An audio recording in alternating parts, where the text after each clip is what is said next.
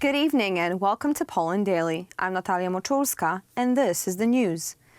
Ukrainians are dying for their country to be linked to the West, not the East. Meanwhile, German Deputy Speaker of the European Parliament, Katarina Barley, announced Friday night that accelerated admission of Ukraine to the European Union for special reasons is completely out of the question. Yesterday in Kiev, President Zelensky met with the Polish Deputy Prime Minister, Minister of National Defense, Mariusz Błaszczak. It's becoming increasingly clear who doesn't mind Ruski Mir. Deputy Prime Minister Mariusz Błaszczak visited Kiev yesterday. The head of the Defense Ministry received from the hands of President Volodymyr Zelensky the Order for Merits of the First Degree. This is a form of thanks for Poland's efforts to transfer Leopard tanks to Ukraine. There is no doubt that Ukraine is expecting another attack from Russia, so support in heavy armored equipment is crucial for Ukraine's defense. The Minister of National Defense has announced that training of Ukrainian soldiers in the use of Leopard tanks is underway in Poland. They are expected to last several weeks, which is crucial in the context of a possible Russian offensive.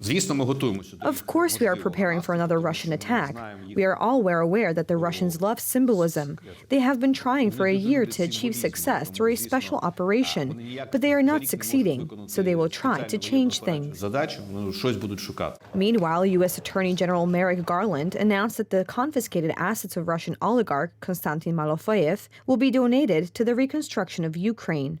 I am announcing that I have authorized the first ever transfer of forfeited Russian assets for use in Ukraine. These forfeited assets follow the announcement I made last April of the indictment of designated Russian oligarch Konstantin Malofeyev on charges of sanctions evasions. As a result of this unprecedented step, about $5.5 million in funds will be transferred to Ukraine. This is a clear message. There will be no immunity and impunity for international crimes. At the same time, we all know that the international crimes are committed by individuals, and only by holding them accountable, along with Russian Federation, we can consider justice served. Famous French actor Gerard Depardieu, who took Russian citizenship in 2013 and loudly supported the illegal annexation of Crimea in 2014, is today asking French authorities for war refugee status. I am ashamed to be Russian. It hurts me a lot that we are associated with orcs and bandits, fascists and criminals. The situation on the front line remains difficult, especially in the Donetsk district. I thank all our fighters who are withstanding the harsh pressure exerted on them by the occupiers. Our soldiers are carrying out their assigned tasks carefully and fully defending our positions. Even in the current conditions on the front line, they bring good news for Ukraine. The Western world is supporting Ukraine. Portugal will join countries that will deliver Leopard tanks to Ukraine. Yesterday, the European Union summit in Kiev ended. President Zelensky said that talks on his country's accession to the European Union could begin later this year. Is it possible for the president of a country to be at the same time the captain of a team that wants to break a sports record? Yes, but only if some specific criteria are met.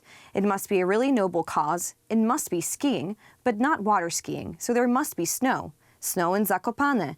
And one more thing, the president must be Andrzej Duda.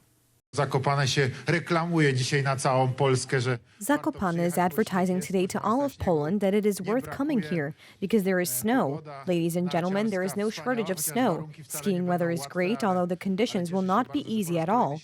But I am very happy that we are meeting once again. And above all, most importantly, that our wonderful athletes, champions, are with us again for this wonderful competition. To come down here for 12 hours for the duration of this ski marathon on the Polana Szymoszkowa, on this giant slalom, to raise funds for another year of education through sports, rehabilitation through sports for children and young people with disabilities. Alpine skiing is my favorite, even beloved sport. In some sense, it is also my hobby.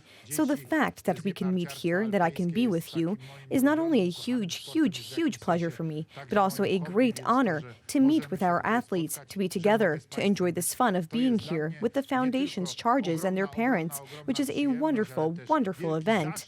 I believe that we will break another record today, although it will not be easy at all on this snow, because it is not fast snow. But I assure you that there are definitely some athletes here who will do well. 3 sailors whose ship sank in the waters of the Indian Ocean near Australia can speak of a true miracle. They were rescued by an ice chest that floated on the surface. Footage of the rescue has become a hit on the internet. A video released by the Australian Maritime Safety Authority shows 3 people clinging to a floating icebox in the sea off Eclipse Island in Western Australia. Local media reported 3 fishermen were in the water after their boat capsized in rough seas, 17 kilometers south of the town of Albany, on February 1st. An emergency beacon had alerted rescuers who found the men, all wearing life jackets and clinging to the icebox. Authorities said the 3 people were spotted near a capsized vessel and rescued. Without the life-saving device, the men may have died. One of them needed treatment for hypothermia. Earlier today, the object believed to be a suspected Chinese spy balloon was seen over Charlotte, North Carolina. The spy balloon has been drifting eastward since it was spotted earlier this week over Montana. There have also been sightings in Kansas and Missouri. Yesterday, U.S. Secretary of State Antony Blinken said that job number 1 is to get the suspected Chinese spy balloon out of U.S. airspace.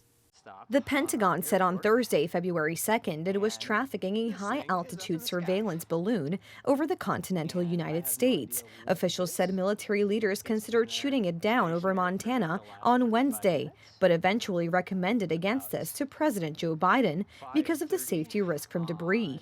On Friday, the U.S. military confirmed the Chinese spy balloon had changed course and was now floating eastward at about 60,000 feet or 18,300 meters above the central United States, while demonstrating a capability to maneuver. According to the Pentagon, the balloon will likely be over the country for a few more days. Air Force Brigadier General Patrick Ryder said the U.S. military would not specify where precisely the balloon was positioned over the central U.S., saying he didn't want to get into an hour-by-hour cycle of updates. He said people in any given U.S. state could look up into the sky if they wanted. The Pentagon's disclosure about the balloon's maneuverability directly challenges China's assertion about the balloon being blown off course. The first step is getting the surveillance asset out of our airspace, and that's what we're focused on. China's decision to fly a surveillance balloon over the continental United States is both unacceptable and irresponsible. That's what this is about. It's a violation of our sovereignty. It's a violation of international law. And it was very important that we, of course, take the actions we did to protect any sensitive information, to protect our people, and to make clear to China that, again, this is an unacceptable as well as irresponsible action. Blinken said he was not going to put a date on when he might go to China, and the focus was on resolving the current incident, adding that the U.S. would continue to maintain open lines of communication with China. In my call today with Director Wang Yi, I made clear that the presence of this surveillance balloon in U.S. airspace is a clear violation of U.S. sovereignty and international law, that it's an irresponsible act, and that the PRC's decision to take this action on the eve of my planned visit is detrimental to the substantive discussions that we were prepared to have.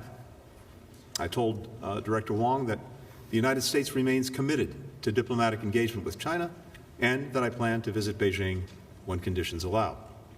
In the meantime, the United States will continue to maintain open lines of communication with China, including to address this ongoing incident.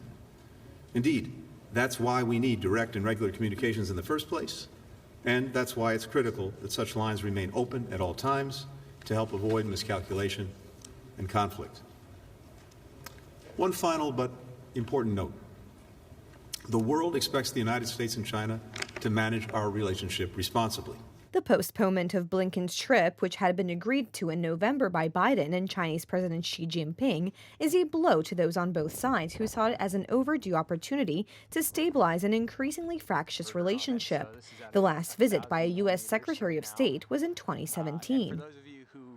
And finally, the second day of Pope Francis's pilgrimage to South Sudan is underway. The Pope called on those in power to strive for peace, curb corruption, and take responsibility for the well-being of the people. We have embarked on this ecumenical pilgrimage of peace after listening to the plea of an entire nation that is suffering greatly from violence, from constant insecurity, from poverty, and from natural disasters.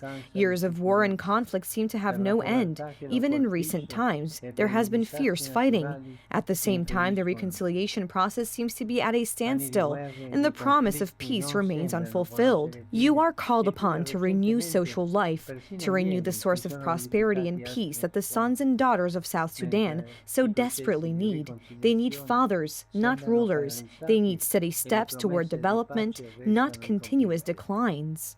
Enough of that, dear President and Vice President, in the name of God, the God to whom we prayed together in Rome, the God who is gentle and humble of heart, the God in whom so many of the people of this beloved country believe. Now is the time to say no more of this, no ifs, no buts.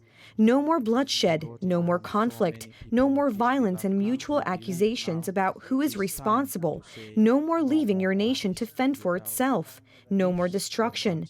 The time to build has come. Leave behind the time of war and let the time of peace come. Mutual recrimination.